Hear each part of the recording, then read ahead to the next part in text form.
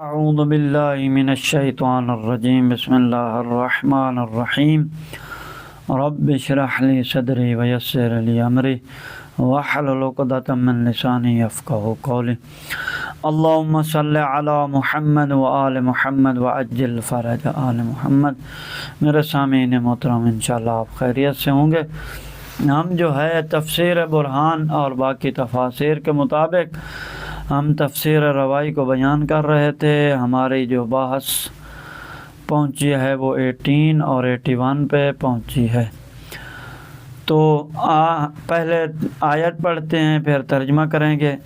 وَقَالُوا لَن تَمَسَّنَا النَّارُ إِلَّا أَيَّامًا مَّعْدُودَةً قُلْ أَتَّخَذْتُمْ عِندَ اللَّهِ عَهْدًا فَلَن يُخْلِفَ اللَّهُ عَهْدَهُ أَمْ تَقُولُونَ عَلَى اللَّهِ مَا لَا تَعْلَمُونَ بَلَىٰ مَنْ كَسَبَ سَيِّئَةً وَأَحَاطَتْ بِهِ خَطِيئَتُهُ فَأُولَٰئِكَ أَصْحَابُ النَّارِ هُمْ فِيهَا خَالِدُونَ۔ اور انہوں نے کہا کہ چند دنوں سے زیادہ ہمیں جہنم کی آگ چھو نہیں سکے گی۔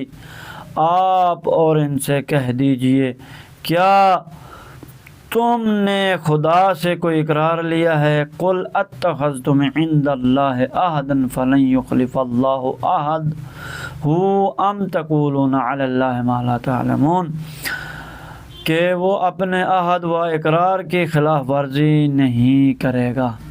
یا پھر بلا یعنی پھر من کسب سیئۃ واحاطت بہ خطیئتہ، پھر تم خدا کے بارے میں وہ باتیں کرتے ہو جن کا تمہیں علم نہیں ہے، کیونکہ نہیں جس نے برائی کی اور اس کی غلطی نے اس کا احاطہ کر لیا۔ فَأُولَٰئِكَ أَصْحَابُ النَّارِ هُمْ فِيهَا خَالِدُونَ، تو ایسے لوگ دوزخ میں جائیں گے اور وہ اس میں ہمیشہ رہیں گے۔ اب ہم چلتے ہیں تفسیر کی طرف۔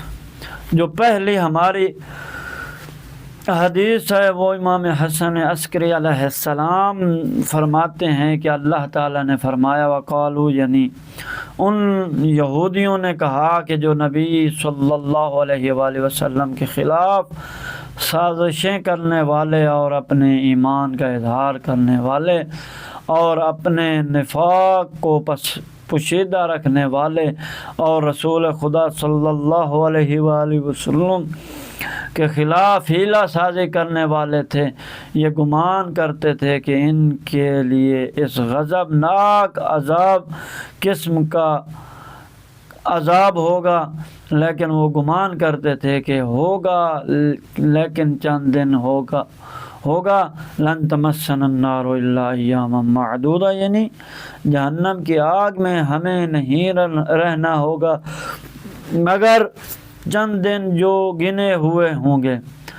اور یہ ان کے گمان میں اسی وجہ سے تھا کہ ان یہودیوں کی مسلمانوں سے رشتہ داریاں تھیں۔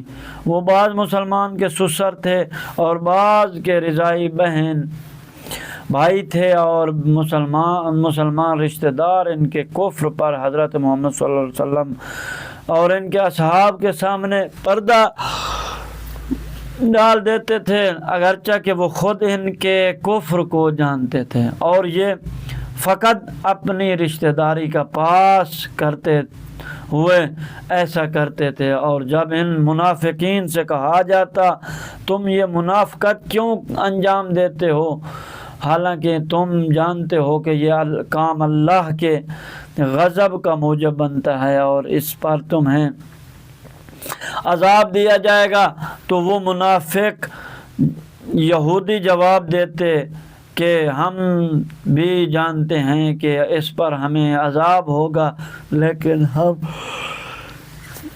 جہنم میں ہمیشہ نہیں رہنے والے، ہمیشہ چند دن کا عذاب ہوگا، پھر وہ عذاب ختم ہو جائے گا اور بعد میں ہمیں نعمتوں کی طرف پلٹا دیا جائے گا اور ہمیں جلد جنت میں داخل کر دیا جائے گا، اور ہمیں آخرت کا عذاب اتنا دن ہوگا جتنے دن ہم دنیا میں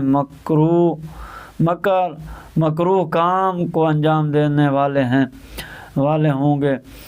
یہ دنیا فانی ہے، ختم ہونے والی ہے، اور یہ اس صورت میں ہوگی کہ ہم خدمت گزاری سے آزادی کی لذت میں حاصل کر چکے ہیں گے اور دنیا کی نعمت لذت بھی حاصل کر چکے ہیں ہوں گے، تو پھر ہمیں کوئی پرواہ نہیں ہوگی کہ ہم کیا مل رہا ہے، جب کہ وہ دائمی نہیں ہوگا لیکن بلکہ فنا ہونے والا ہے، ختم ہونے والا ہے۔ والسلام ورحمۃ اللہ وبرکاتہ۔ اللہم صلی علی محمد و آل محمد وعجل فرج آل محمد۔